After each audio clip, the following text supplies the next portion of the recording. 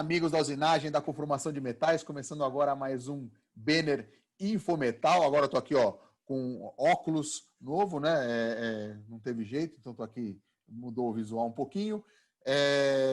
Hoje a gente vai falar sobre despacho aduaneiro, sobre despachante, sobre o que isso pode, o que isso interfere na vida aí de vocês, como isso pode melhorar o seu investimento aí na sua empresa. Antes da gente começar, quero convidar todos aí para nos seguir no nosso canal no YouTube, nas nossas redes sociais, Instagram, no LinkedIn, no Facebook também, né? Então, isso aí vai estar tudo marcado aí. Vocês sigam a gente para receber o seu vídeo aí, o nosso vídeo novo, toda terça-feira aí no seu telefone ou no seu computador.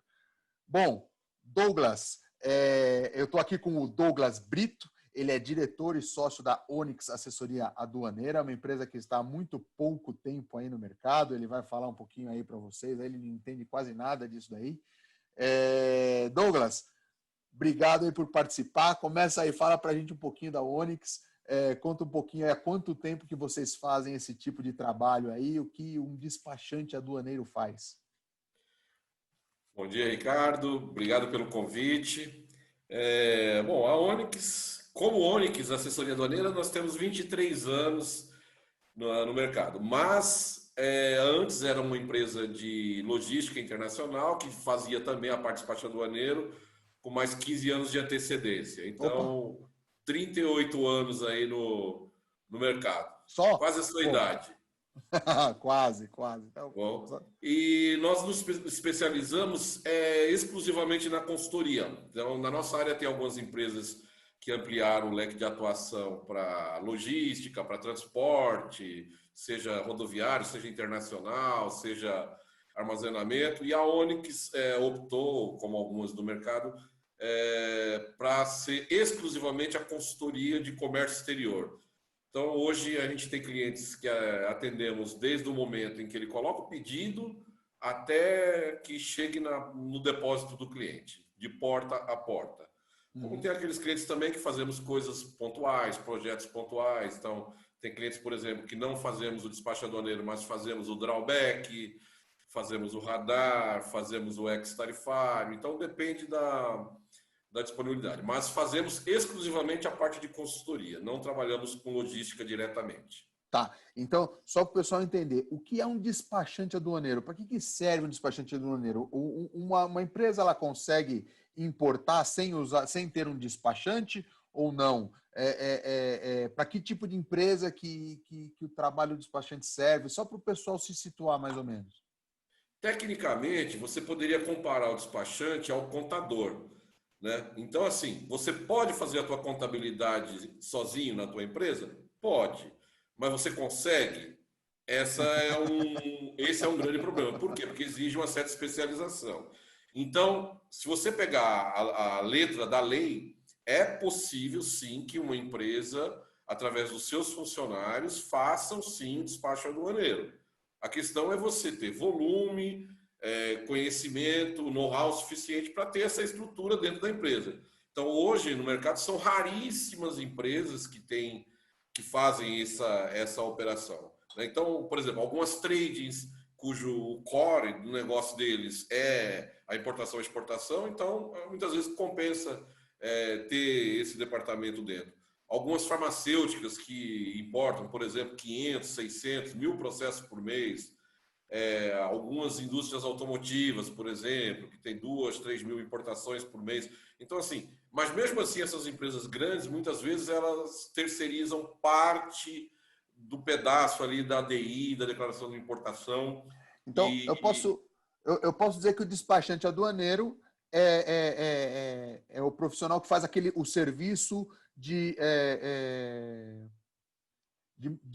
colocar a coisa no trilho, né? Então, quem está importando, o despachante é o que vai organizar a máquina saindo da onde é a máquina, ou o produto, ou seja, o que for, saindo da origem, né? Entrando no navio, chegando no porto, tem toda aquela burocracia do porto para nacionalização, e tudo mais. Então, ele cuida da parte burocrática desse processo. Tá correta a minha definição? Exatamente.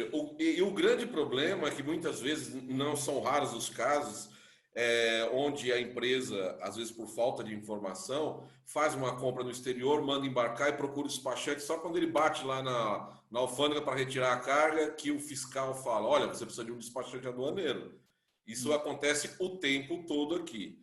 E aí o processo está todo errado e aí pode estar errado, exatamente. Por quê? O ideal, o mundo ideal é que o despachante participe no nascedouro da operação, que é desde a classificação fiscal da mercadoria, para estabelecer quais os impostos vão incidir sobre aquela importação, através também da classificação, se determina quais as anuências, quais os órgãos que terão que se manifestar antes de você realizar aquela importação, as obrigações tributárias e as obrigações não tributárias. Por exemplo, certificação no Inmetro, certificação na Anvisa, no Ministério da Agricultura, no Ministério do Exército. Então, às vezes é um produto industrial, né? Por exemplo, agora, para você importar pó de alumínio, você precisa de autorização do Ministério do Exército.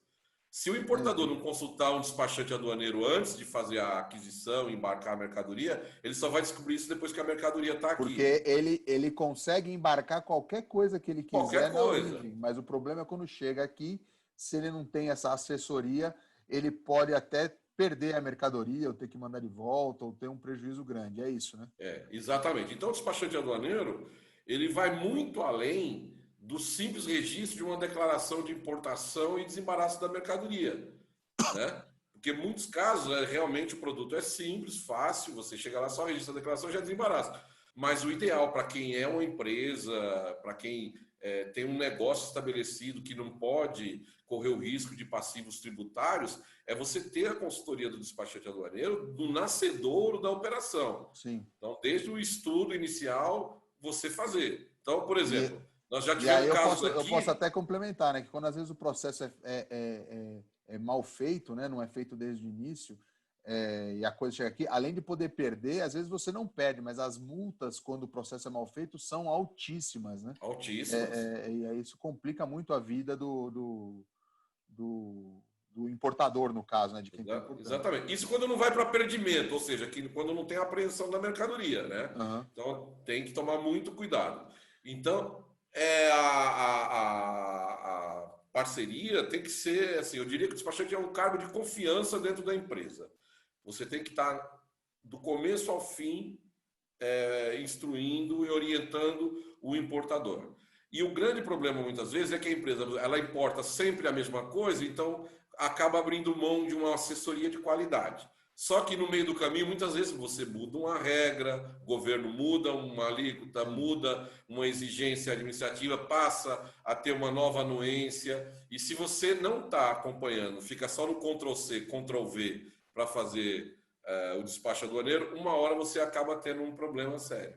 Entendi. Entendeu? Então agora vamos lá. Agora, por que a gente está tendo essa conversa aqui no Benner Infometal, que é um canal direcionado aí para pequena e para média indústria, para esclarecer e ajudar o pequeno e médio empresário a melhorar a sua produtividade, o seu produto.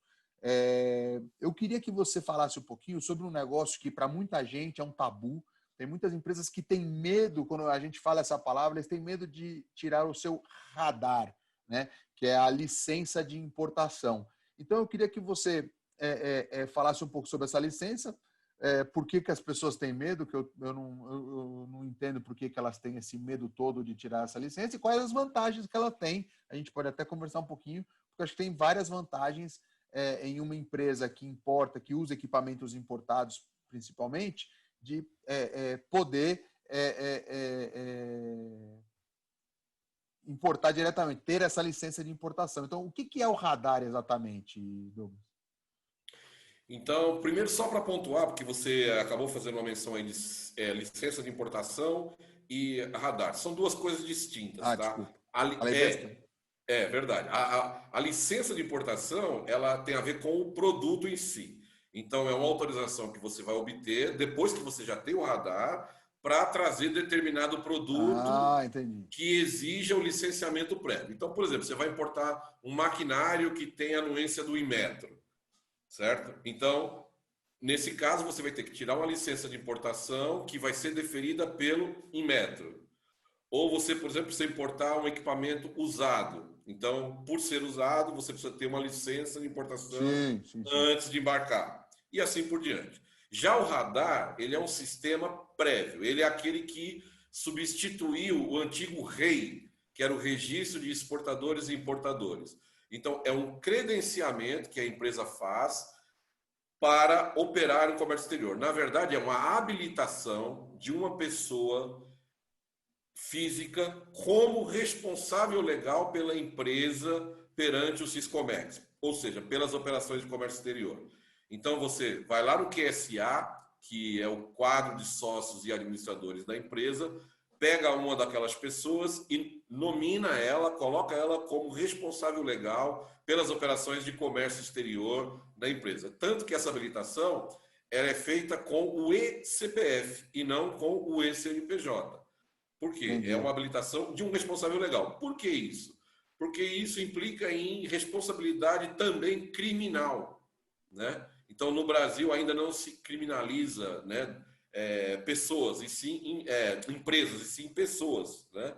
Então, é uma forma de você pegar um sócio e dizer, você é responsável pela integridade das informações e dos documentos que você vai apresentar nos seus processos de importação. Então, eu só queria fazer uma correção aqui. Fazer uma correção assim. Quando eu falei licença de importação, foi exatamente isso aí que eu quis dizer que você está explicando.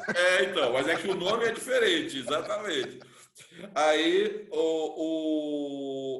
essa é a primeira função do radar. A segunda é rastrear os capitais investidos. Por quê? Há algumas décadas atrás, você tinha uma operação muito grande de PJ fantasma, né? Que não tinha capacidade financeira. Então, um terceiro usava uma empresa laranja, fazia a importação, bancava por fora as despesas, até impostos mesmo, despesas de logística, aquisição da mercadoria, e se utilizava de algum subterfúgio para sonegar imposto, seja declarando mercadoria errada, uma quantidade diferente da real, seja declarando um regime aduaneiro especial e depois não cumprindo aquele regime para obter benefício fiscal, ou seja, cometendo alguma falsidade. Quando a Receita Federal ia atrás dessa empresa, descobria que o endereço era no Matagal, num boteco na esquina, ou seja, a empresa não existia de fato. Então, o radar veio para acabar com essa operação E é muito difícil para tirar para ter essa certificação ou essa licença. Não é. Documento, não? Já foi, Ricardo. Entendi. Hoje é muito simples. Basicamente, eu diria que é o seguinte... Ponto importante. Pessoal, é muito simples tirar um radar. Não é mais complicado como era antigamente. Então, é bom frisar isso para quebrar porque as pessoas têm na cabeça que radar é complicado, eu não vou fazer.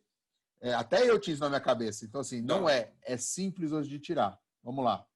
Muito tão simples que você é capaz de habilitar até de forma online, sem interferência de ninguém. Olha você só entra que legal. No chamado Portal Habilita, você como sócio, com teu eCPF, e você faz a tua habilitação, no mínimo na modalidade expressa, que permite importar até $50 mil num prazo cumulativo de 6 meses, online. Você faz no site da Receita Federal. Entendi. Qual é a condição para sair online a tua habilitação? Que a tua empresa esteja regular perante a Receita Federal. Só isso. E o que é estar regular? Ah, mas eu estou devendo um imposto que eu não paguei. Ok, mas você apresentou a declaração? Você confessou a dívida? Então, por exemplo, se apresentou lá que você está devendo IPI, mas você não teve dinheiro para pagar, não tem nenhum problema. Enquanto você não for inativado por essa questão do não recolhimento, não tem nenhum problema. Onde que pega? Quando você deixa de apresentar as declarações, quando você está em débito com a Receita nessas questões. Mas se a sua empresa estiver regular, se o seu NPJ lá estiver ativo, então, no mínimo, a modalidade expressa, qualquer empresa pode ter R$500 de capital. Olha só, importante. Capital, pode ser MEI, pode ser MEI, inclusive, prestador de serviço, ONG, igreja, qualquer tipo de empresa. Solicitou habilitação, vai sair habilitação. Então, muitas vezes, você contrata alguém para fazer a tua habilitação, por quê? Como você contrata para fazer diversos procedimentos, por exemplo, até para transferir o automóvel no Detran, renovar a carteira de habilitação. Hoje você pode fazer via online, mas tem gente que prefere contratar um Perfeito. despachante porque Então, tem dificuldade. eu acho que ficou claro para todo mundo que não é mais um bicho de sete cabeças para ter Não. radar e para importar. Agora, a pergunta aí que é o mais importante aqui da nossa conversa. Qual a vantagem para uma pequena e uma média empresa, aí, uma ferramentaria, uma pequena usinagem, em ter o radar e poder importar os seus equipamentos? Qual a vantagem que eles têm com essa modalidade? A primeira é que, como qualquer negócio, você eliminando um intermediário, um interveniente, você está eliminando um custo. O Porque ninguém interveniente vai. sou eu. É.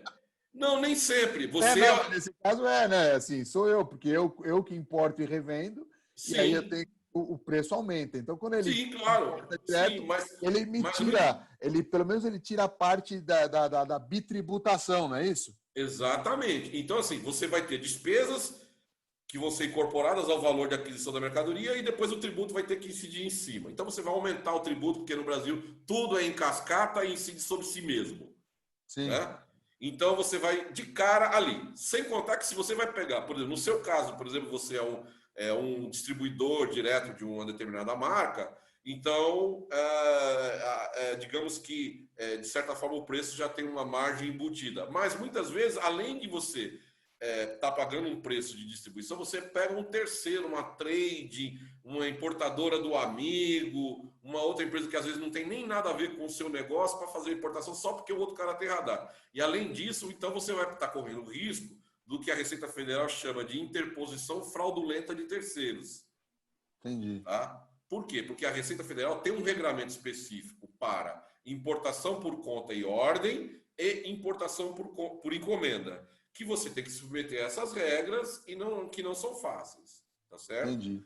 Tá? Então, Então, a grande vantagem é essa, você reduz custo e você é dono da operação, não e aí corre na o risco. parte de custos eu mesmo posso falar para o pessoal, ó, existe uma diferença aí entre você comprar uma máquina revendida, né? A gente está falando, vamos falar aí de um centro de usinagem ou de um torno CNC, uma máquina com valor importante, existe uma diferença que pode variar de 15%, às vezes até 25% no preço final da máquina. Você pode ter uma economia de 15% a 25% se você fizer a importação do seu equipamento. Né? É claro que tem aí variações nas formas de pagamento e tudo mais, mas é muito relevante isso para a sua empresa. Então, às vezes, você, sem o radar, você se obriga a comprar um equipamento com uma qualidade menor, né? Com menos qualidade, um equipamento que produza menos, e se você tem um radar gastando o mesmo valor, você consegue comprar um equipamento superior e melhorar a qualidade aí na sua empresa de forma significativa. Eu acho que a gente pode, além de não correr riscos aí de ações da Receita Federal, se você se meter aí num rolo aí que você não tem exatamente o controle sobre o que está acontecendo. É isso, né, Douglas? Basicamente é isso. O detalhe que tem que ficar atento é quanto ao valor da importação, porque na modalidade expressa, você pode importar até US$ 50.000 num prazo de 6 meses. Uhum. Na modalidade limitada, você pode importar até US$ 150.000 no prazo A cumulativo de 6 modalidade meses. limitada, eu acho que já atende 90% de todos os 90%. clientes, as pessoas que estão assistindo a gente aqui, de todos os possíveis importadores que estão assistindo a gente aqui. E aí ele teria quem está em contato com o despachante para fazer o documento ou não? Se ele quiser fazer online, ele pode tentar fazer. Se tiver alguma dificuldade, aí a Onyx é um especialista, inclusive, nisso, porque muitas vezes a empresa já está habilitada na modalidade expressa e aí precisa fazer a revisão para a modalidade limitada ou ilimitada.